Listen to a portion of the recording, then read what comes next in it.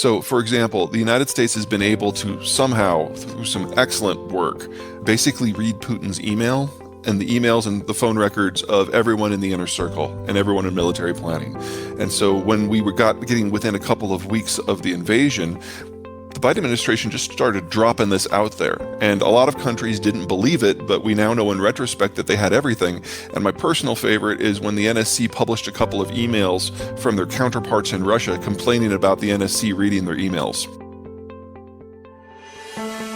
Imagine spending an hour with the world's greatest traders. Imagine learning from their experiences, their successes, and their failures. Imagine no more. Welcome to Top Traders Unplugged, the place where you can learn from the best hedge fund managers in the world so you can take your manager, due diligence, or investment career to the next level. Before we begin today's conversation, remember to keep two things in mind. All the discussion we'll have about investment performance is about the past, and past performance does not guarantee or even infer anything about future performance. Also understand that there's a significant risk of financial loss with all investment strategies, and you need to request and understand the specific risks from the investment manager about their product before you make investment decisions. Here's your host, veteran hedge fund manager Niels Kostrup Larsen.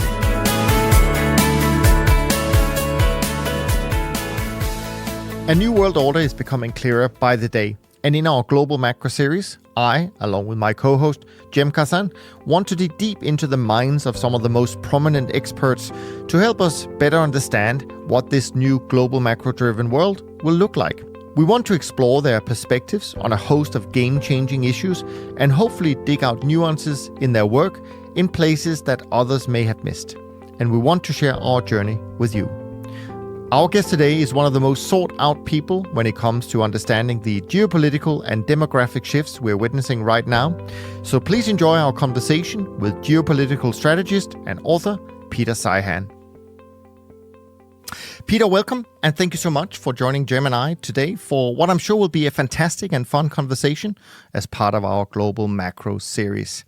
Now, I have read two of your amazing books, as well as having had a peek into the new book coming out in mid-June, and I wanted to just start out by saying that I really love your writing style because you have a great way of making something that can easily be seen as a pretty gloomy topic into both fun and captivating read.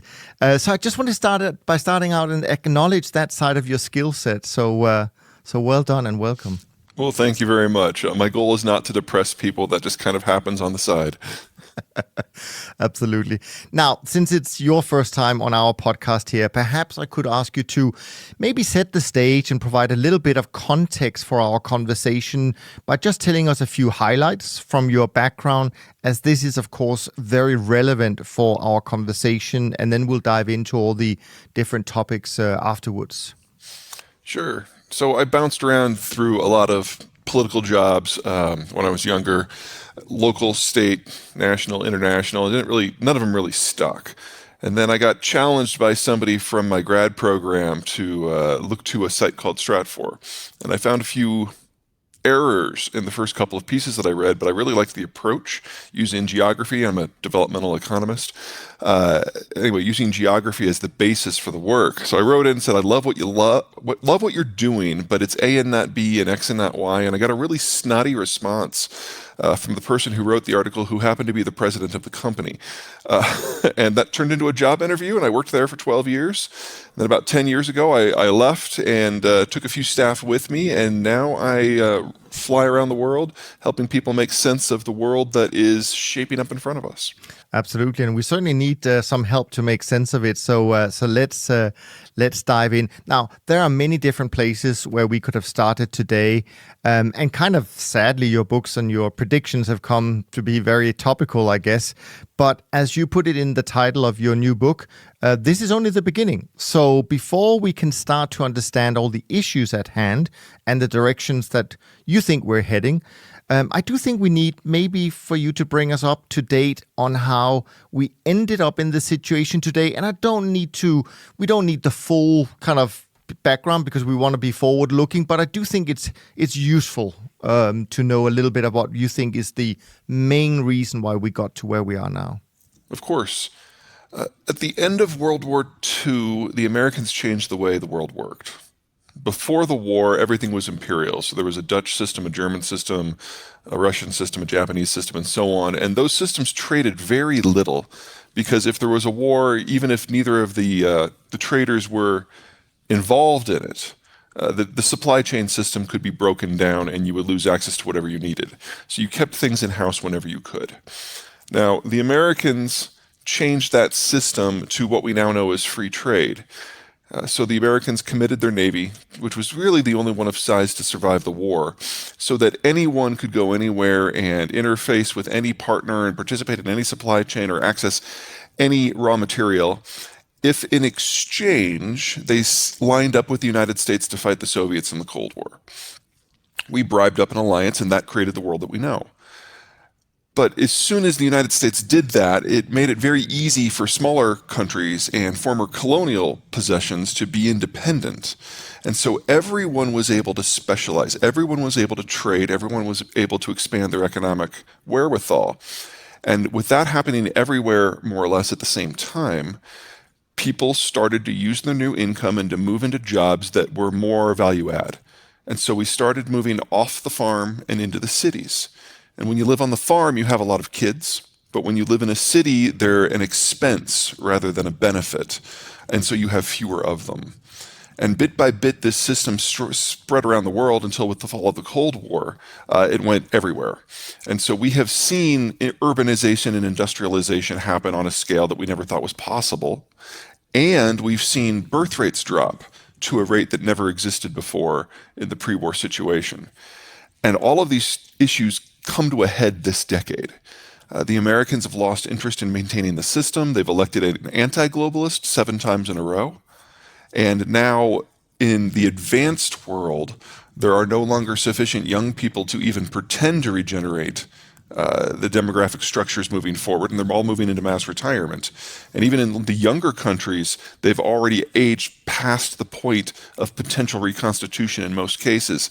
So we now have a top-heavy demography that for the last 10 years has generated a lot more capital, because when your kids move out and you haven't retired, you generate a lot of income and you can save it. But those people are all moving into retirement now.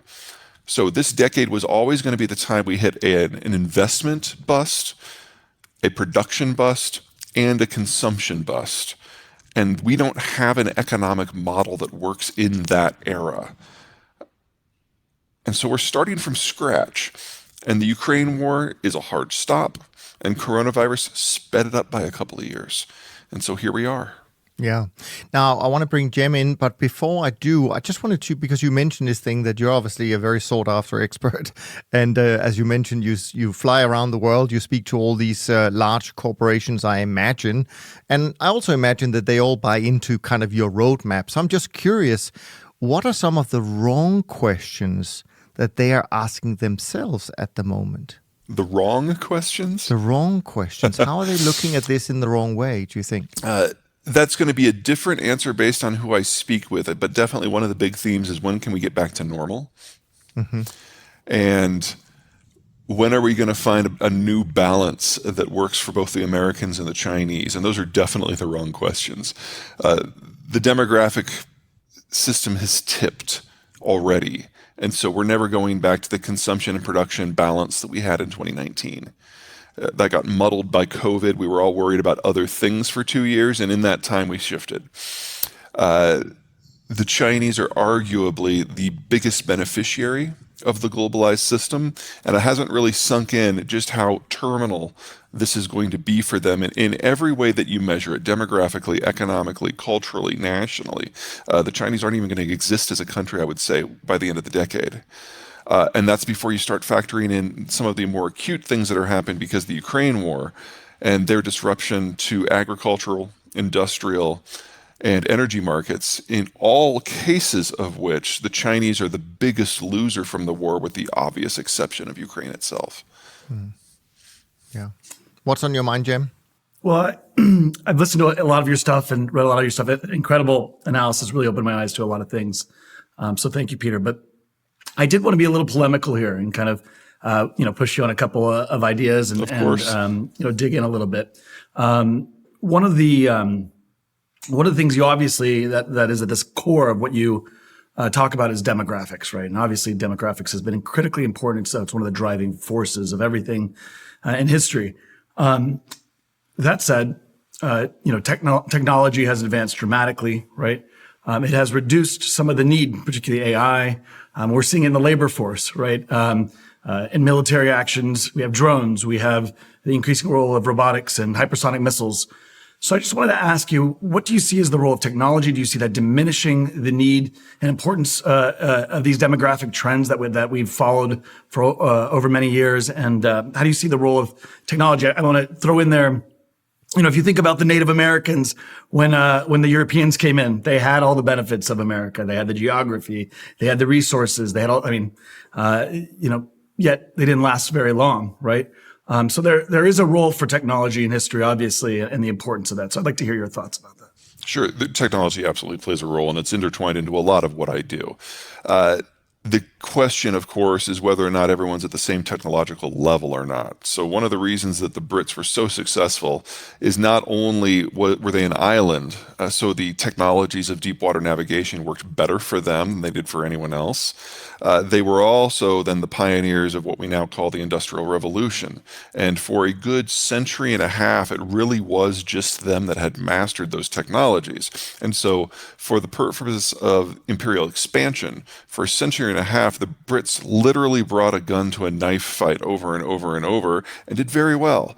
But as soon as the technology started to spread to other entities, we went to broad-scale wars in which the Brits were a player, not the player.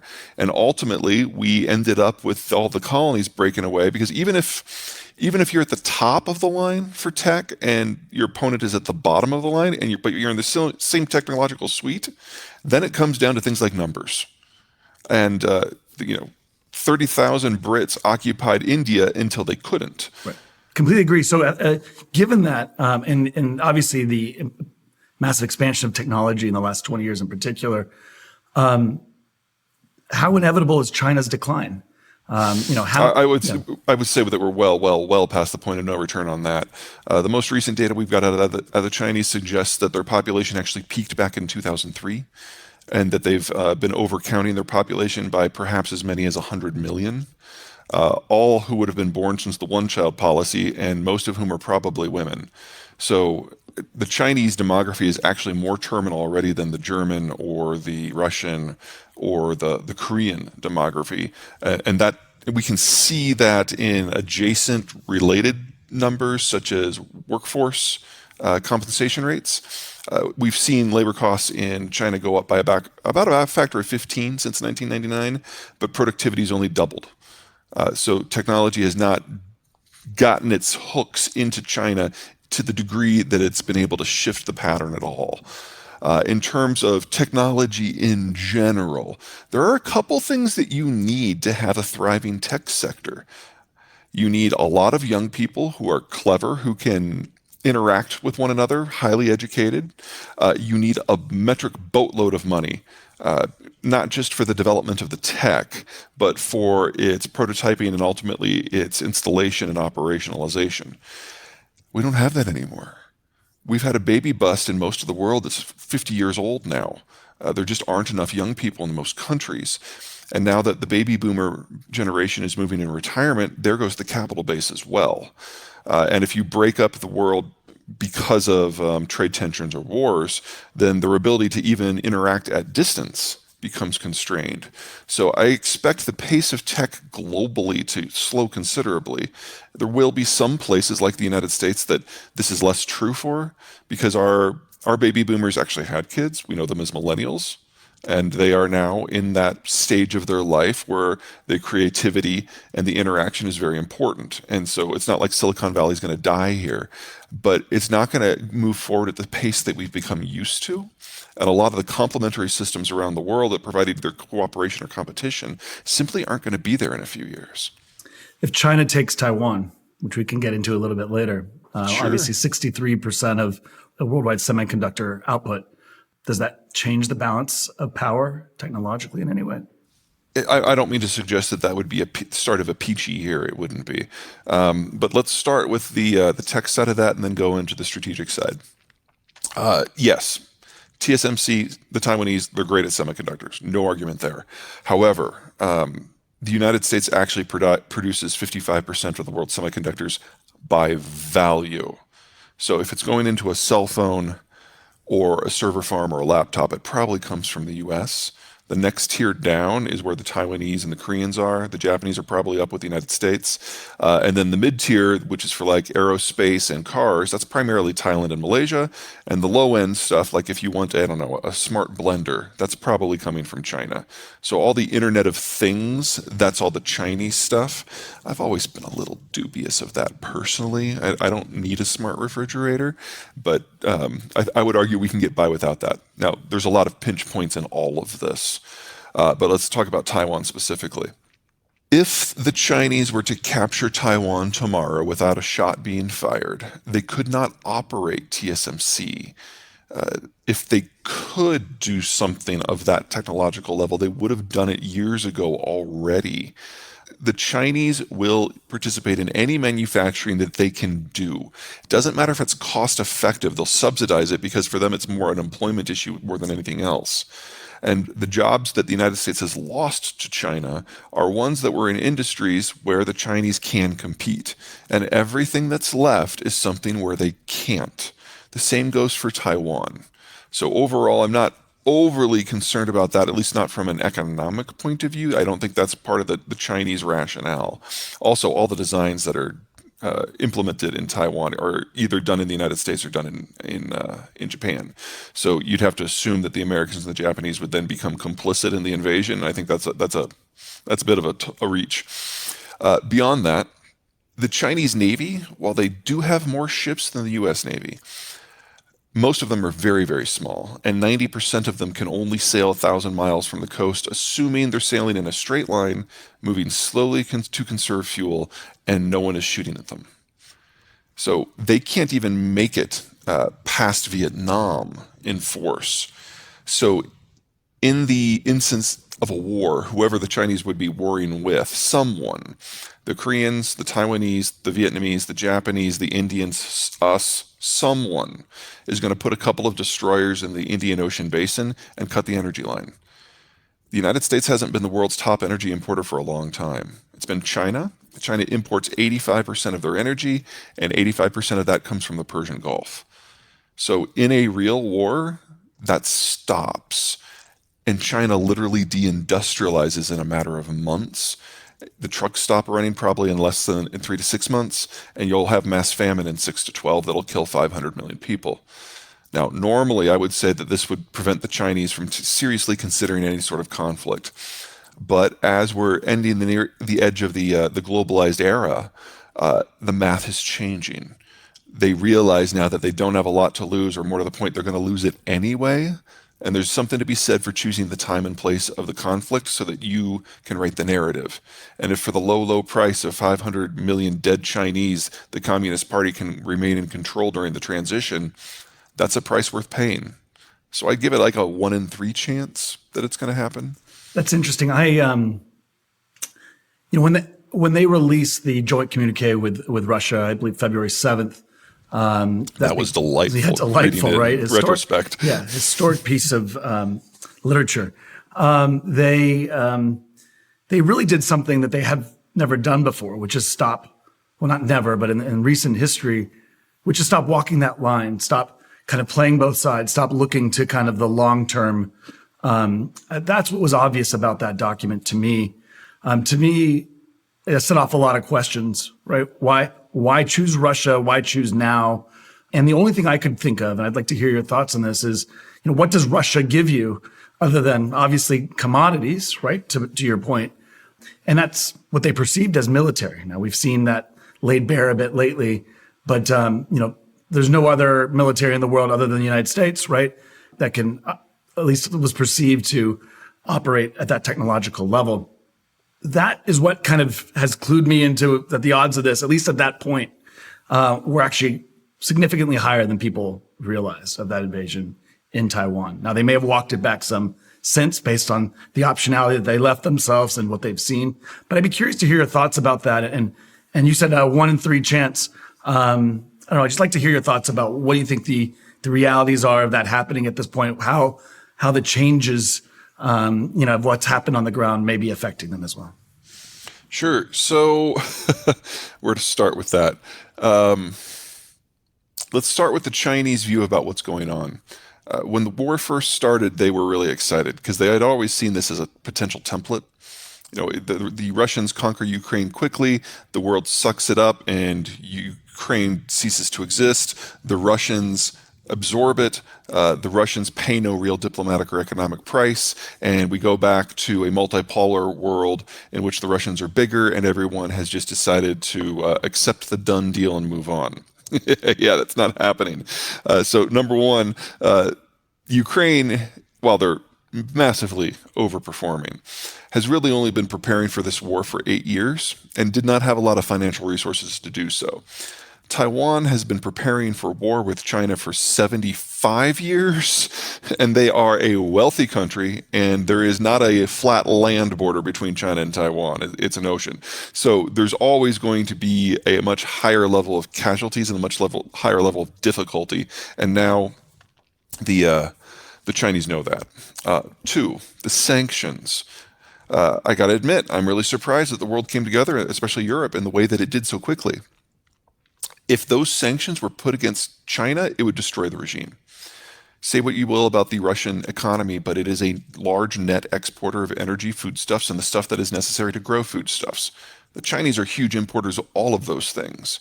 So the same exact sanctions put against China would destroy the place in less than a couple of months. But I think the one issue that has terrified the Chinese the most is that the boycotts. Everybody's left Russia, and that is the development model for China. They need that for the market access. They need that for the technological transfer. If they didn't have foreign corporations operating, they'd be dead. And the most horrifying part is that consumers, individual people, have been able to pressure companies to leave Russia. The Chinese don't even admit that that's a force in the world, individuals. So everything that they thought they knew, everything that they thought was a base assumption that was fine, has been ripped apart in the last 6 weeks. And they now have to start from scratch. And they can't. Because Xi has established a cult of personality that is so airtight that there's no one left in China with intellectual capacity that he hasn't exiled or imprisoned or intimidated into silence or flat out killed. He's the only one who can make decisions on anything anymore. And now he has to start from scratch while also ruling a country of 1.4 billion people. It's beyond him. And so we are seeing cascading, compounding failures throughout the Chinese system right now. Probably the best example going on right now is the COVID lockdowns. The Chinese vaccine doesn't work. It barely worked against the original strain out of Wuhan. It was like 55% effective at preventing death, but it did nothing for severe disease. It did nothing for infection. Well, we're 4 variants down now with Omicron B, and the Chinese vaccine is useless against it. So their only possible tool is a full lockdown. But this thing is more communicable than measles. So right now we've got 65 cities in lockdown, the biggest of which is Shanghai. And Guangzhou is probably going to go into lockdown this coming week. And so the Chinese are no longer even reliable partners in supply chain manufacturing because they can't fight the virus effectively. So we're seeing China removing itself by bit or chunk by chunk from the entirety of everything that we've always associated with China, most notably in manufacturing. And so one of the fun things with some of my clients right now is, I've been telling people for years that in some way this relationship was going to end. It could be because of trade or because of security or because of ethics or because of the genocide or because of jobs or because of populism. Any of these factors could completely torpedo the relationship. So you need to start planning for what is going to be your next scheme for supply. And a lot of them who have chosen not to do anything are now calling me. They're like, what do we do? I'm like, well, 3 years ago, here's what you should have done, if you remember. But there's limited labor in the United States and Mexico because of that demographic transition. And so the first mover advantage has gone to certain companies, and everyone who's late to the game now has to figure out how to do something completely from scratch with new infrastructure in a new place.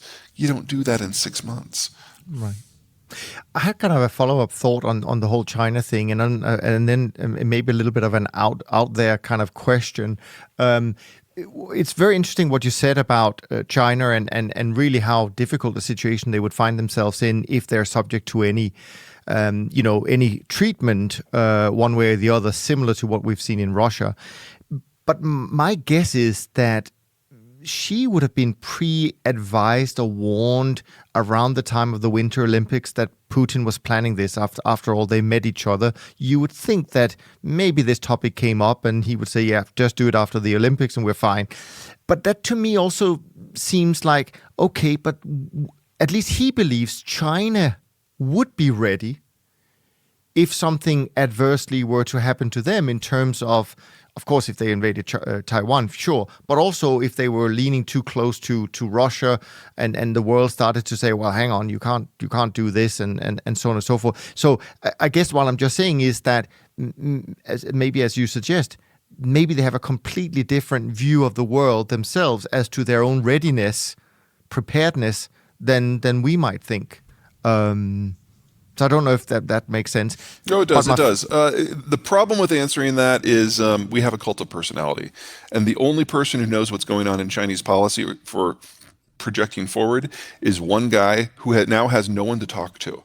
Right. So, for example, the United States has been able to somehow, through some excellent work, basically read Putin's email and the emails and the phone records of everyone in the inner circle and everyone in military planning. And so when we were getting within a couple of weeks of the invasion, the Biden administration just started dropping this out there. And a lot of countries didn't believe it, but we now know in retrospect that they had everything. And my personal favorite is when the NSC published a couple of emails from their counterparts in Russia complaining about the NSC reading their emails. That was just funny. Thanks. Yeah. That doesn't work in China. Putin has isolated himself. He only has about a dozen people he sees regularly. He only has about a half a dozen he trusts. But Xi has no one. And so no one is willing to bring Xi information unless it's specifically requested. Because it doesn't matter if it's good news or bad news. It's news. And if it clashes with what's going on in his head, they're out ahead. So our best understanding is that when Putin came to Beijing, which, by the way, was the first world leader that Xi had met with since January of 2020. He's that isolated. Right.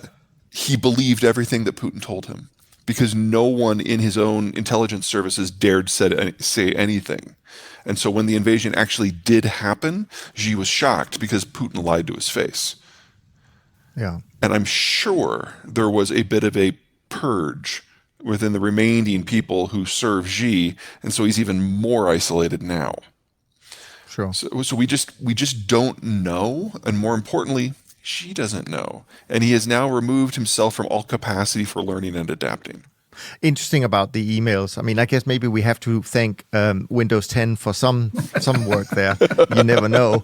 But so my follow-up question is this crazy thought or idea. I love crazy thoughts. Okay, good. So you have talked and written so eloquently about how the U.S. has the only Navy of size and capability, so no questions there.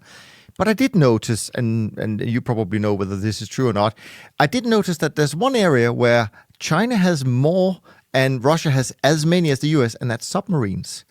And so my thinking is, why would and if we think that both China and Russia has one common enemy here, that is the US and that world order, why wouldn't they just sail one from the west and one from the east, get up along the coast of the US from both sides, and unleash some of that stuff they can put on these submarines nowadays? Is that completely crazy? Because from what I'm gathering from a lot of your work is that, and it kind of, I have to throw in another crazy thought here, Peter, I'm sorry about that, is the war in Ukraine, and this is going to sound awful when I say it, but is this kind of a convenient war in some ways for the US because it is in Europe? yet again. The US is not spending resources in defending themselves. They are producing stuff, they're selling stuff, they're giving it away, they're testing out their latest and greatest. I mean, it sounds awful when I say it, but No, I see your point. Let's start with the submarine issue. Okay. The Russian subs are fairly quiet, not as quiet as the American subs. And while they do have a lot of them, most of them are not ballistic missile capable. Also, the Russian fleet is split into four. There's a Pacific fleet, a Baltic fleet, a Black Sea fleet, and an Arctic fleet. So it's not like these are all in one place that they can sail together and do a giant armored punch. And it's very easy to monitor everything that is coming out of the Black Sea because it has to go through the Bosphorus, everything that comes out of the Baltic because it has to go through the Danish Straits, and everything that comes out of Murmansk on the Arctic because there's a buoy line in the North Atlantic. So those three components of the fleets, I don't suggest that they're no challenge whatsoever, but it's really easy to have a force multiplier because of the geography. The Pacific Fleet is different because there's a trench right off that they can drop down into, drop below the thermocline, and then maybe be undetected. But the United States has been tracking them there for 60 years, and they're pretty good at it. So I'm not too worried about that. China has to get through the first island chain. And so no matter where the Chinese sail, they have to go through a strait that's monitored visually and with sonar. So I don't mean to suggest that there's no military threat there at all, but it's a very manageable one, and it's impossible for the Chinese and the Russians to coordinate just because of the geography. Let's move to Ukraine. When the Russians failed to take Kiev in the first week, they realized that this wasn't going to be an easy war, and they needed to go back to one of their old school plans that they did in World War II, but then resurrected for Grozny and then polished in Aleppo, and that is a complete obliteration of all civilian infrastructure. The idea being if you destroy the capacity of people to live in a place, they will naturally split themselves into two groups. One becomes refugees, and they leave, and so you don't have to worry about them. And the other become fighters, and so anyone who stays you can shoot on sight. And we're seeing that being carried out in Mariupol right now, where the Russians don't just have their better troops, they've also brought in the Wagner Group, and mercenaries from Syria and the Chechens, and they're literally going block to block, shooting anyone who happens to be left. We know that it's already killed at least 50,000. It's probably closer to 100, and they're just going to go until there's no one left. And that is now the strategy for each and every Ukrainian city. Now, that is horrific. From an amoral point of view, it's a reasonable war plan when your goal is not necessarily to take the territory, but to get past the territory to get to what you really want. The Russians are trying to plug the gaps in the mountains and between the mountains and the seas that have always been the invasion corridors. And there's two of those corridors on the other side of Ukraine. One that goes southwest into Romania and one that goes northwest into Poland. That's what they're ultimately after here. And if they don't have to occupy a population in Ukraine, that actually makes their long-term job easier if they can win the war. Here's the problem from the American point of view. You guys remember that 40-mile convoy in the first week of the war that was going down from Belarus to Kiev? Well, it stalled out in a day because they forgot to bring fuel trucks. And 2 days later, soldiers had to walk back to Belarus because they had run out of food. Now, American defense planners looked at that and got really excited. They're like, oh, wow, the Russians aren't as tough as we thought. We can totally take them in a war. And then everyone had a nap and thought about it for a while. They're like, holy crap, the Russians are not all that. We can totally take them in a war.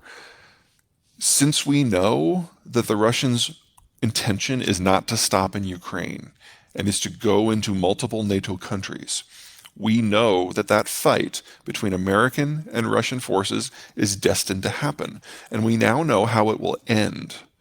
The Russians will be obliterated, and they'll be faced with a simple choice: a strategic retreat across the entire line of contact all the way back to Russia, maybe even further, or escalate to involve nukes.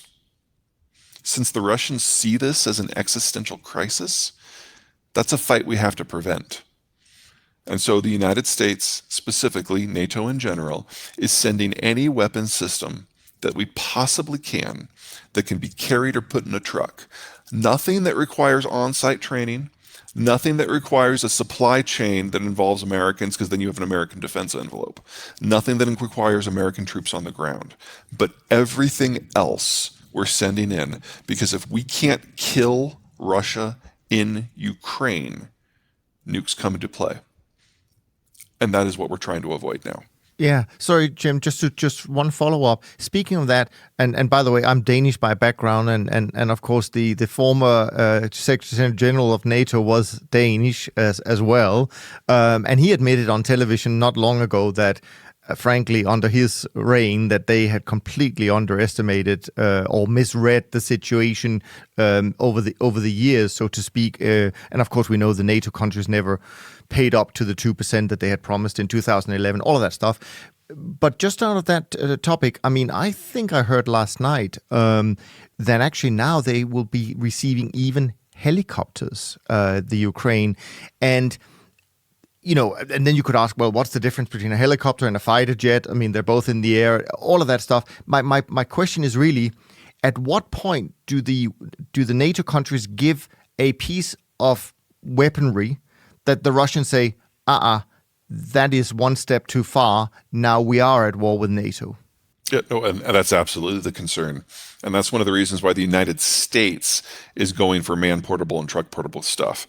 Countries that are closer to Europe, obviously, even if this war doesn't go nuclear, if you're Poland and you're Romania and you know ultimately the Russians are coming for you, that changes your math and that changes the risks you're willing to take. And if you border Poland or Romania, same general thing. Also, the Central European countries have a lot of equipment that dates back to the Soviet period that the Ukrainians know how to work, so you don't have to worry nearly as much about that logistical supply line. The concern is going to be fuel. Ukraine used to get all of their fuel from Russia, and now we're in a situation where if you're going to supply them with something like a helicopter, that takes a lot of fuel. And so there are going to be trucks that have to cross, and there has to be supply chains going back and forth. Luckily, a fuel truck doesn't necessarily require a NATO driver. You can just turn that over to Ukraine. But I totally agree that we are moving into a gray area here, bit by bit by bit.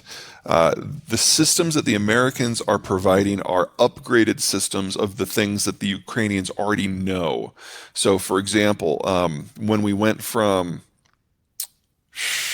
javelins to stingers, not a big leap in terms of training. When we went from javelins to switchblades, same general thing. And once you can operate a switchblade, you can operate a switchblade B, which is the one with the bigger warhead. So bit by bit, we're moving up. The opportunity / concern for the next stage that the Americans are considering are Predator and Reaper drones. That requires a little bit more maintenance because they're not fire and forget. They actually come back and have to land. But if we can get Predators and Reapers into the Ukrainians' hands, they can blow up the Kerch Strait Bridge. And then all of a sudden, the Crimea is completely cut off. And from a war point of view, that would be fantastic because most of the gains the Russians have made have been out of Crimea. We're in war. There are risks. Keeping the war in Ukraine is the best way the U.S. has right now to manage that risk. I don't mean to suggest it's perfect. Sure. Are we going to be able to keep it in Ukraine, in your estimation? I mean, you're negotiating with a terrorist, right? Essentially, they have a gun to your head, and which is nuclear weapons. And we're because of that trying to negotiate. We're being incremental, trying to appease. There's no negotiation with the Putin government on this. The Russians, the government and the people see getting control of those gateways as an existential threat. And they know because of their advanced decrepitude in their demographic structure that this is their last chance. If they don't do it now, it won't happen. And then the next time there's a real war, the Russians will be unmoored in the Eurasian hordelands and they will have nowhere to hide and nowhere to regroup. There's no defensive position east of the Polish and the Bessarabian gaps. And the Russians would be completely destroyed in the next war. That's why they're doing it now. They are not interested in talking. Any talk of negotiations is just fluff to distract from the fact that they are in the first stage of a war that is meant to obliterate 2 countries and occupy all or more of 5 more. Given that isn't, I mean, I feel like there has to be almost a calling of that, as scary as it sounds, a nuclear bluff, right? I mean, if you continue to appease because of your fear of that detonation of that jacket, right? Ultimately, you're going to lose this war in Ukraine. So, what do you do when you're negotiating? Yeah, I with would terrorists? argue that there's nobody in the West who's doing the appeasement right now. There's definitely levels of commitment that are different. And I think we're only a few weeks away from either the Europeans, number one, putting a spine in Germany and cutting off the energy exports, or number two, the Ukrainians just saying screw it and blowing up the pipelines themselves. Because right now, the Russians are getting almost $1 billion a day of income from their sales to Europe, and that is not a tenable situation, especially considering what is at stake here for the rest of the world.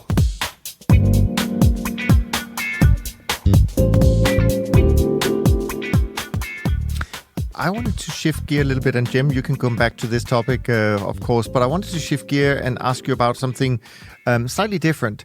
You obviously are predicting certain things in your new book. One of the things that I'm thinking that comes to mind is kind of this age of emergency, meaning we've had COVID, and that led to, and I'm just using in particular the Danish government's approach, even though I live in Switzerland, but I follow the Danish approach.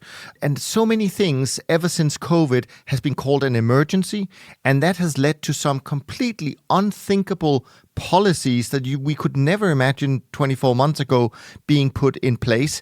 And obviously we have a health emergency, we have a climate emergency, we have a national security emergency, we have inequality, which could easily be called an emergency as well. My question to you is, if that is something that you share or not, what are the dangers to democracy as we know it? Because it seems like, in the famous words of Draghi, whatever it takes is kind of how they playing these emergencies, right? So I'm just curious as to how you see democracy in our part of the world being affected by these type of policies, which are, of course, somewhat related, of course, to what's going on and to your thesis about deglobalization, et cetera, et cetera, et cetera. But it just strikes me as worrying in terms of how much control and power they have accumulated in a very short space of time, even in our world. Usually in times of stress, the state tends to strengthen. And usually in times of war, the state tends to weaken because it needs to throw a wider net for support. So there are patterns in play that I'm, not exactly comfortable with. But when I look forward, when I look into the crystal ball and I see simultaneous supply chain breakdowns in manufacturing, transport breakdowns that make extra-regional trade almost impossible, energy breakdowns that force countries to stop using oil and natural gas without having an alternative except for maybe coal, and then agricultural breakdowns, which are going to make at least half of the world's population food insecure. So these are not the sort of things that would normally generate a strong state. I think we're going to see dissolution in more places than we have. Well, we are definitely going to see state dissolution in more places than we have seen for the last 75 years. We've been living in the most charmed period in human history. For the countries that can make a go of it, it all depends upon how reliable their food and their energy supplies are and whether or not they can muster the internal finance to generate their own supply chains. That's easier with large polities than it is with small ones. So the United States, it's energy self-sufficient. It's a massive energy agricultural exporter.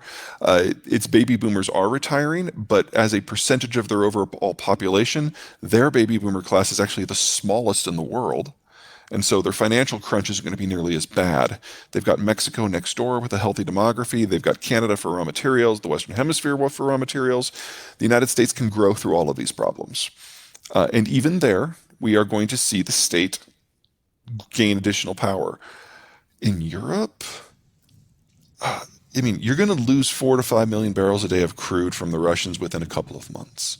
The only way you keep the lights on in Europe is to go and reinterface with the former colonies in Africa and force them to redirect their flows to Europe. To survive in the world that we are going to, Europe has to become neocolonial.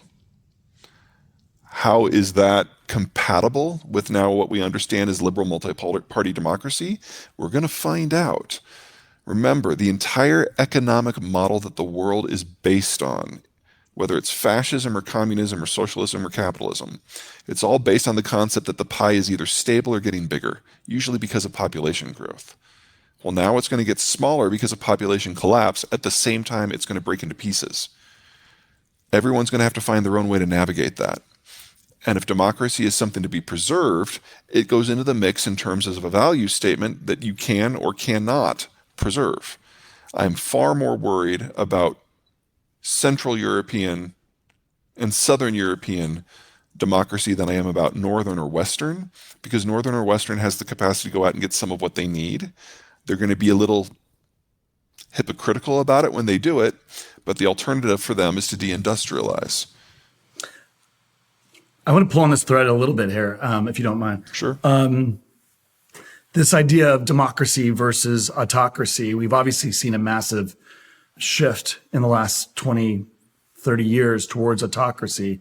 Some of that has been driven by kind of the breakdown of some of the checks and balances in the West. The entropy, if you would, if, driven of these checks and balances that the founding fathers in America kind of created to preserve the republic. Some of that has been a function of inequality, right? Monetary policy in the United States has dramatically, and the world over, has dramatically accelerated inequality in the world. Supply side economics, money to capital.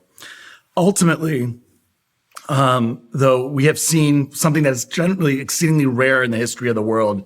300,000 years of human history. Personal freedom.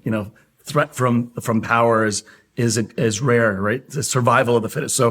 So do you see the entropy of democracy broadly on the world stage, particularly given the power of technology to empower autocratic regimes? How do you see that playing out as we move forward? Assuming for the moment you've got the food and the raw materials and the energy and the finance, which we've already eliminated 80% of the world's countries. Assuming you've got that, we're moving into a period where the younger generation is smaller than it's ever been. That would suggest that labor is actually going to have a leg up in those societies. We're certainly seeing that in the United States. It may not be the political democracy that we always have said we're after, but there is a degree of economic democracy that I think strengthens any sort of democratic system. So that is definitely happening here. We have seen greater wage appreciation in the last 2 years in the United States than we have in the last 20 for the lower tier economically. And I think that's great to a degree. It's also inflationary. That's another problem. In countries that don't have those inputs, however, the world's probably going to look a lot more like Pakistan, where there's a functional slave class because so many things are in scarcity that whoever can control their supply is the one with the power. And again, back to that threat of technology. I mean, we've seen in China, obviously they have their own demographic and resource-driven issues, but the power of technology to control, right? We're seeing it during COVID. I see what you're after here. Okay. Right. And so the monitoring systems. So, autocracy broadly, the problem with it historically is it's unstable, right? But technology does provide a 1984 style solution. Right. And then the question is, can it be, right? Or are you just skeptical that's possible? Sure. Well, we're testing the bounds because we've never done this before. The closest existing system to that would be the fascism as practiced by the Nazis, where they experienced technocratic government control of the means of production, the means of consumption, the means of communication. What the Chinese are doing right now is that kind of on steroids. There's an open question if the World War II had not happened, whether or not it could continue to contain German society. We don't know. So we have a example list of 0 here for knowing if this works. On the negative side, let's start with that. When the Arab Spring hit Egypt, there was a rebellion against the Mubarak government that the military approved of. And so they allowed all the technological means of communication to continue. 2 years later, when it was the military who didn't like the government, they shut it off. There were only two places where internet cables come into the country. They cut them both. They disabled the cell towers, and they were able to easily overthrow the government. Within a year, the Russians were in Egypt to study what the generals did. And they went back home and they put kill switches on all the cables that come into Russia. There's only 4 of them. And have done kind of a poor man's version of what the Chinese have done within Russia, and it's been very effective. Now, they're also at war now, but I would argue 85% of the Russian population, even if they were freed from the propaganda, would still support the Russian government's war aims. And the people that refused are the people who left. And that's probably 500,000 people by now. But that's all of them. So when you look at a situation like China, that system is stable until it's not. As long as certain basic needs, as the Chinese define them, are met, it works. There's no risk of rebellion in China until those needs are no longer being met. So until now, I really didn't have a lot of hope for any sort of popular uprising. The math may be changing now. We now have an endless COVID lockdown. That's their new normal. There's a food insecurity issue because they can't get African swine fever out of their pork herd. There's an energy issue because of what's going on with the Russian war and deglobalization in general. And the world writ large is starting to look at Taiwan from the point of view of an American hawk, and that there's nothing here that we can talk about anymore. It's just a question of how we protect ourselves or how we fight back against it. And in that environment, perhaps, the math will change because life will no longer be stable for the average Chinese citizen. But I wouldn't bet that's going to go in a cooperative direction from the West's point of view, because it's just as likely to spawn a massive outpouring of globalization as well. But I mean, the bottom line is we don't know. We've never seen this before. When it was with telegraph and the fax machine, that democratized communications. That's part of why the Soviet Union fell. But this is the opposite. This is a complete information control state. And we're going to be studying this for the next century, no matter how it goes. A brave new world. Yeah. You of course have written and for many years about kind of the coming deglobalization. So everything we've experienced, certainly in our lifetime, is going to end, and the world will go in reverse, so to speak. Which reminds me a little bit about this Seinfeld episode with George Costanza, where he realized he just has to do the opposite and he'll be successful. But before I get to my question, because I do want to dig into a little bit about some of the things that you do see coming. We've touched upon it a little bit, but there's one thing that kind of, again, maybe I'm being too conspiratorial in my mind, but you have written, I guess what we're all witnessing right now is how, and I guess too few of the political so-called experts have read your books, because we weren't very well prepared for many of these things. But one thing that you've written about is this, the food crisis, right? And we see that now. And how the US is obviously well positioned even in that area, and how and I guess I also back in the 70s that Russia had a big drought or something like that, where the US actually came in and they provided food to the Russians at a critical time for them.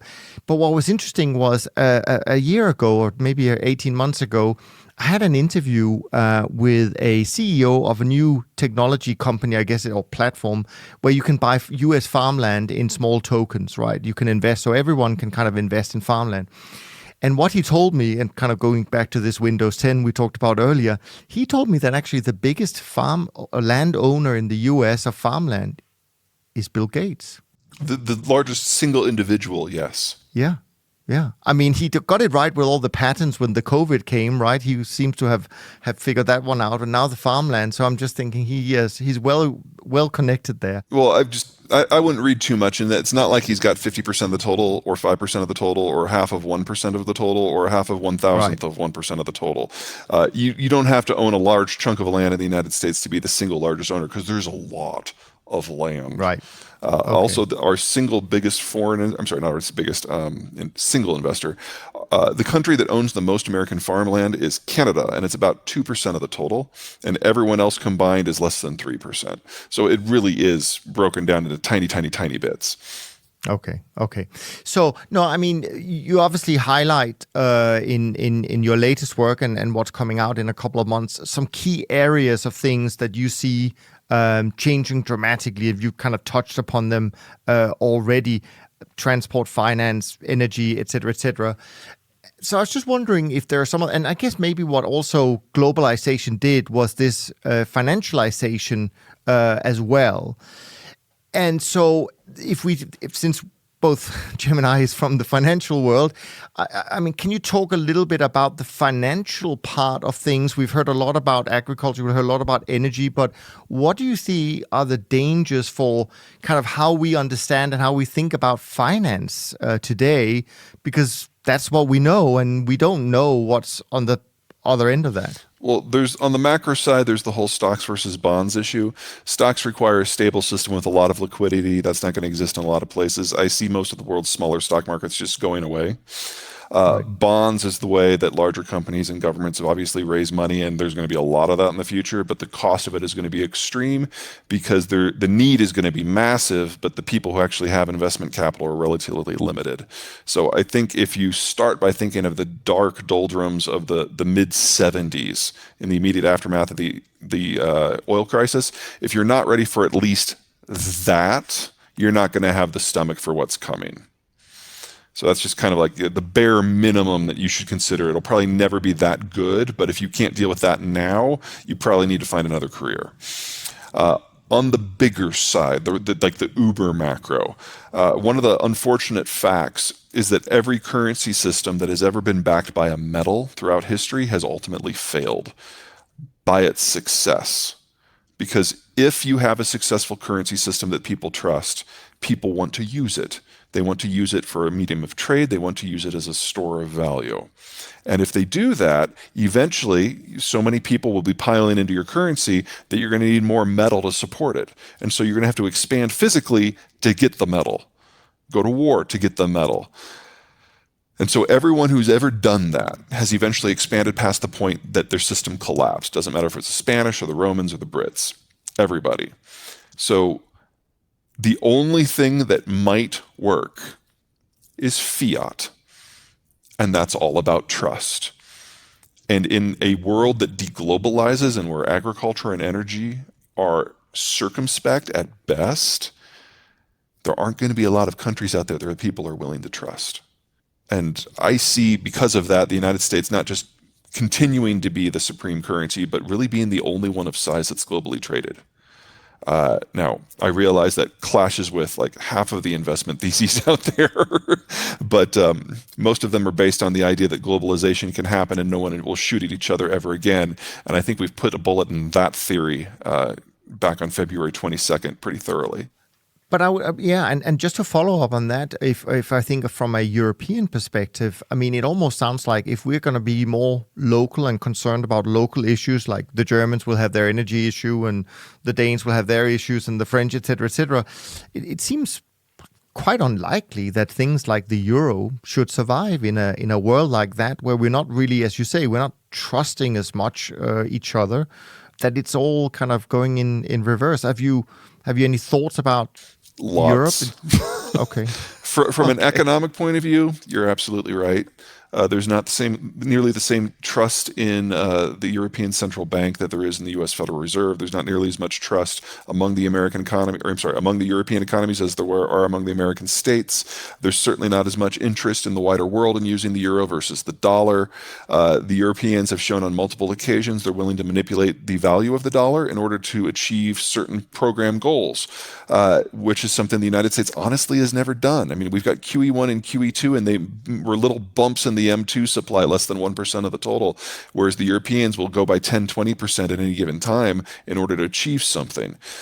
From an economic point of view, it doesn't work, especially if we're moving into a world where Europe is one of the most advanced aging societies ever and just doesn't have consumers. But the euro is not just an economic project. It's also a political project. And if there's any hope for Europe to not fall back into their pre-1945 habits, The euro has to be a centerpiece of that. Now, in the end, do I think that will fail? Yeah. But I would have never guessed on February 22nd that the Europeans would have stuck together as much as they have on the Ukraine war. I've been pleasantly surprised. I would love to be pleasantly surprised on the euro as well. I don't think we can talk about the future and currency without at least bringing up crypto, right? I know Sure, we can crap on crypto real quick. I know you're a crypto skeptic. I tend to be as well, to be clear. But I do want to be polemical with this because I do see there being a path in which crypto does play a major role in the future. I agree with your general thesis of digital currency, being controlled by sovereign countries, and it's moving in that direction. But that crypto, and I don't want to put words in your mouth, but crypto being kind of a not having a sponsor, if you will, and being independent is almost impossible. That said, obviously, crypto is, the more digital currencies get adopted, the more control there is and oversight there is over money, the more distrust there is in this world. You can't help but think that the appeal to the masses of being wrested from that constraint becomes more appealing, particularly for a generation that has now grown up with technology as a solution for all these problems in the last 20, 30 years, with a natural distrust for government driven by inequality. A lot of the belief in crypto is essentially religious almost at this point for this generation that is growing to power. What are your views on its potential for serving as an outpost, a future kind of new America, if you will, a wresting of control from the powers that be? Yeah, less than zero. Crypto can only work if it has regular interfaces with the real economy and it's liquid in an exchange, and it's neither of those things. Also, it can't be a currency per se because no one's in control of the money supply. Bitcoin's probably the worst example of what might theoretically work because supposedly it's available in limited volume. But no, I see no potential there. I don't see it serving a need. I don't see it having a use. It's definitely not a store of value or a medium of exchange. Now, does that mean that there is something out there that could serve all those roles? Well, yeah, we call it gold. Limited in supply. But I mean, it has all the negatives of crypto with one exception. It actually exists. It's a physical thing. And because it has industrial uses, it will always have a base value. Whereas crypto's net value, especially if we move into a world where we hope to regulate carbon at all, Bitcoin anyway, its net value is negative. It doesn't match any of the criteria for any useful economic asset. Since we don't have infinite time with you, Peter, I do want to jump around in a few different topics before we let you go, if that's okay with you. So different things. So climate change, you have written so elegantly about the fact that what really makes a city or a country or a state successful is its proximity to rivers, water, rivers. And I think that's pretty clear. And if I look at it from, say, a European perspective, if climate change is a thing, and I have no opinion whether it is or it isn't, because certainly there is some reports out there that this is just a cycle of sunspots and it's going to go cold again at some point. But whatever it is, rivers in Europe, like the Rhine, last summer, I think we started to see some extraordinary flooding happening in Germany that we had not seen before. So can the fact that it's been an advantage up until now, being close to a river, that's where all the industry is placed and so on and so forth, can that actually also, like George Costanza, go into the opposite direction? I'm not too concerned about that because if a river has higher or lower flow, as long as it's still navigable, it doesn't matter. We've got plenty of methods for containing floods. I mean, the Dutch are obviously the world class at that. So there's engineering that needs to be done. And if there's anything that the Germans know how to do, it's engineer. I'm not over worried about that. My concern is when you're making a forecast based on climate change is that our data sucks. Do we know the world is heating up? Yes. Do we know that warmer air holds more water and so can make bigger storms? Yes. I mean, that's not really disputed. But if you want to say what that means for a specific town, Now you're going off the reservation. We do not have data for that. The best example I can point to is here in the United States in the summer of 2021, the city of Portland, which is normally rainy, overcast, and cool, got hotter for a 2-week period than Las Vegas has ever been. No one predicted that. We predict that deserts will get hotter. We predict that marshlands might expand. We have these general things, but when it comes down to what happens on this square kilometer of land, we have no idea. Moving forward, that means we should expect change, but we shouldn't expect that change to be overly predictable at the urban level. So my work with climate change focuses on those grand generalities that we know that have to be true. So you raise an area by 1 degree, what does that mean for agriculture?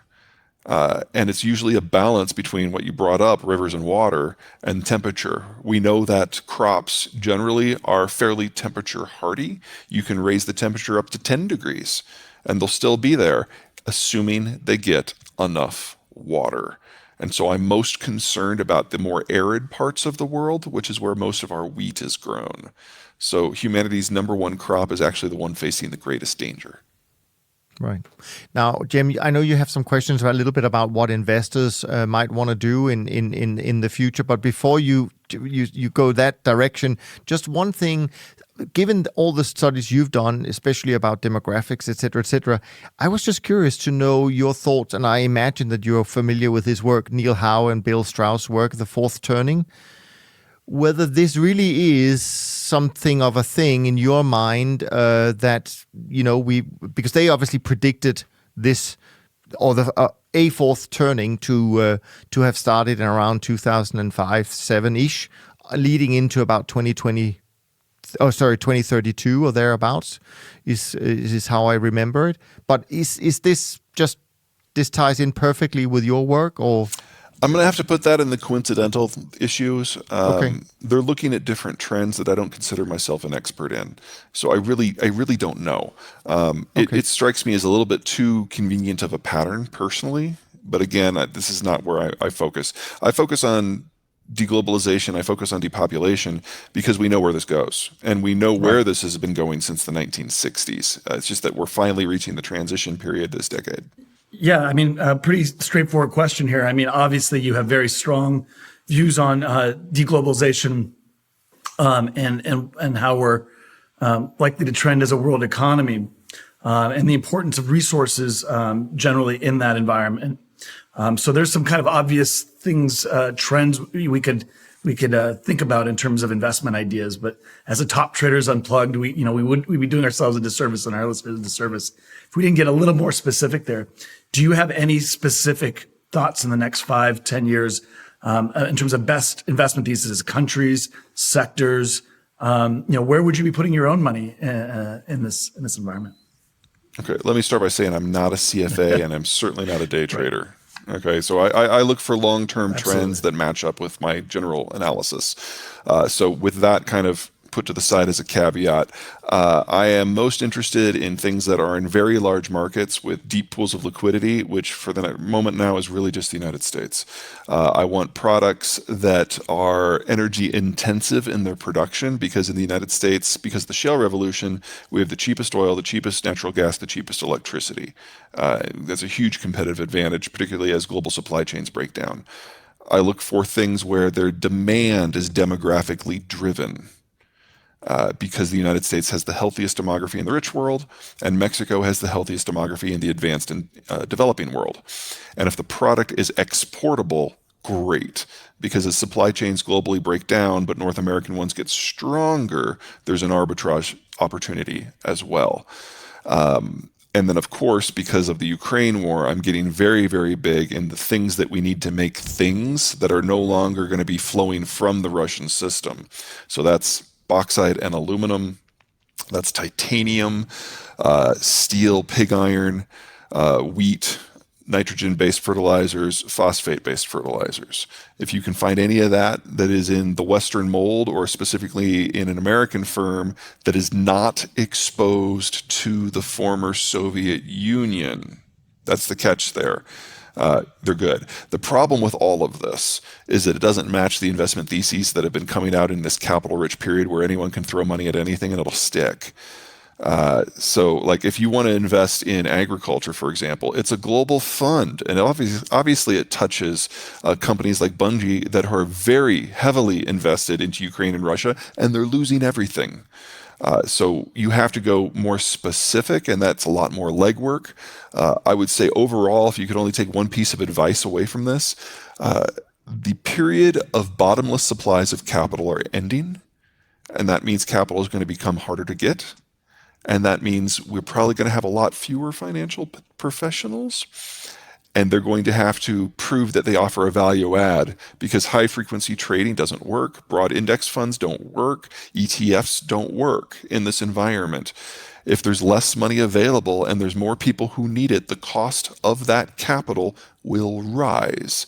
And if you are an investor, there's some wonderful opportunities here, but you have got to do your homework. You just can't rely on your CFA to go out and identify a half dozen funds, dump your money in, and then go and do something else. That doesn't work anymore. Yep. Sounds like we can add private equity to that list when cost of capital goes up. That's reasonable. That's the argument that we've been making here for quite some time as well. We definitely seem to be at an inflection point. I would add one more last question to that. Obviously, monetary policy has driven the world economy for the last 40 years, really, particularly for the last 20 to 30. And we've seen a shift to fiscal.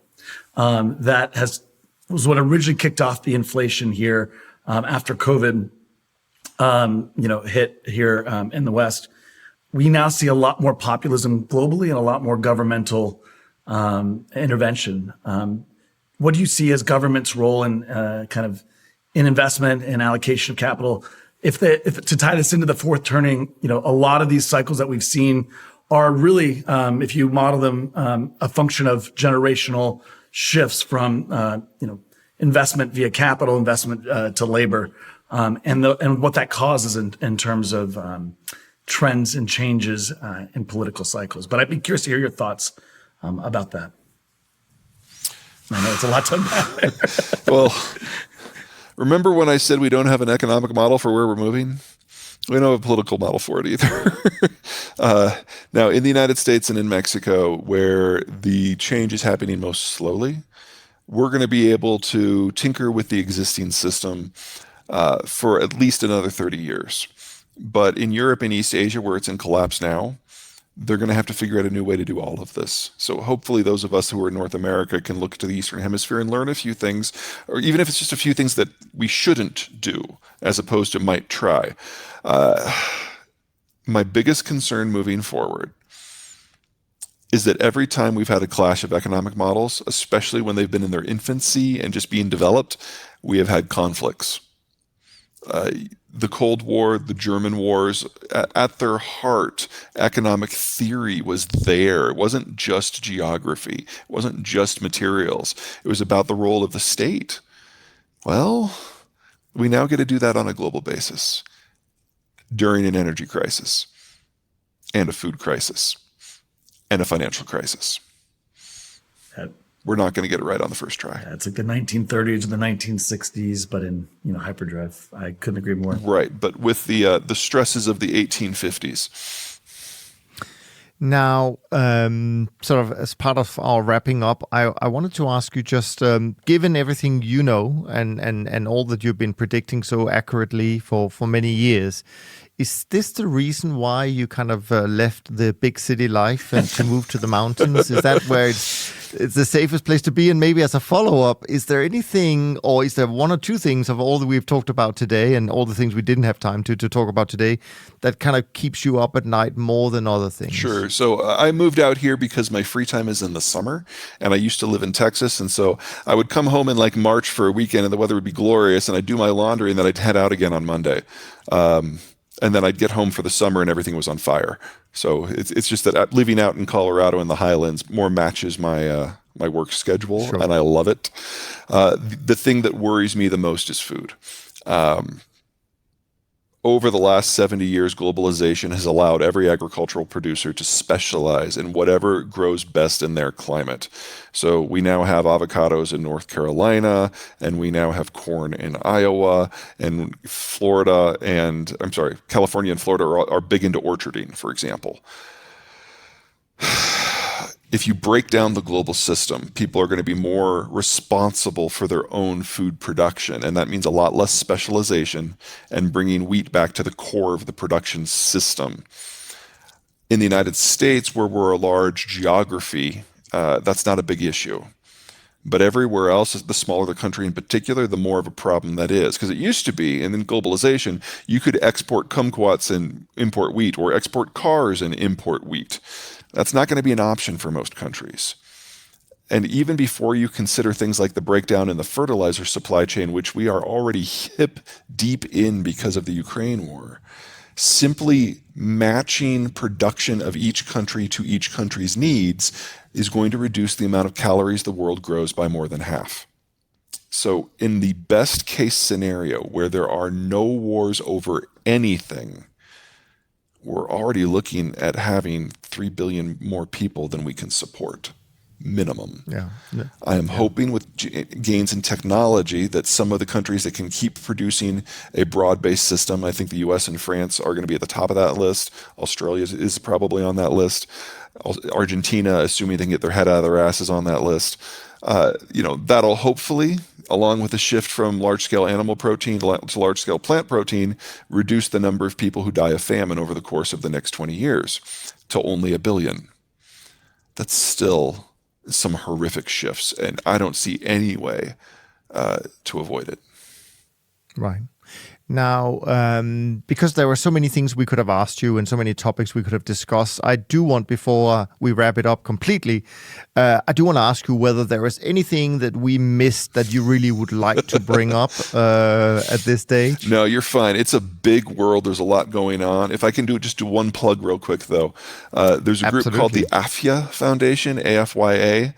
They provide medical assistance to the Ukrainian refugee community. There's already over 6 million of them in Europe, and there's another 6 to 7 million displaced in Ukraine. And because of Russia's obliteration strategy, they're going to become refugees in the next month or two. So we're already 3 times past the largest refugee flows in history, and it's only going to get worse. So what we're doing here is all the sales from all of the books until June 1 all of the proceeds are going to AFYA. And once we get to June 1, we're going to reassess where we are in the war and see if there's a way we can help more. But anyone who can do anything to help AFYA or groups like them, I heartily encourage. Peter, that's tremendous. Please share that on social media, and we'll make sure to get the word out as well. Great. Definitely. Peter, this has been a tremendous conversation with so much knowledge shared from your experience. Thank you so much for doing this today. And by the way, make sure you follow and subscribe to Peter's work, as well as getting a copy of his current books, The Accidental Superpower, The Disunited Nations, and there's one more, The Absent Superpower, I think there is. And of course, make sure you pre-order the new book, which is coming out in June, titled The End of the World is Just the Beginning, and there will be a link in the show notes where you can go and pre-order that.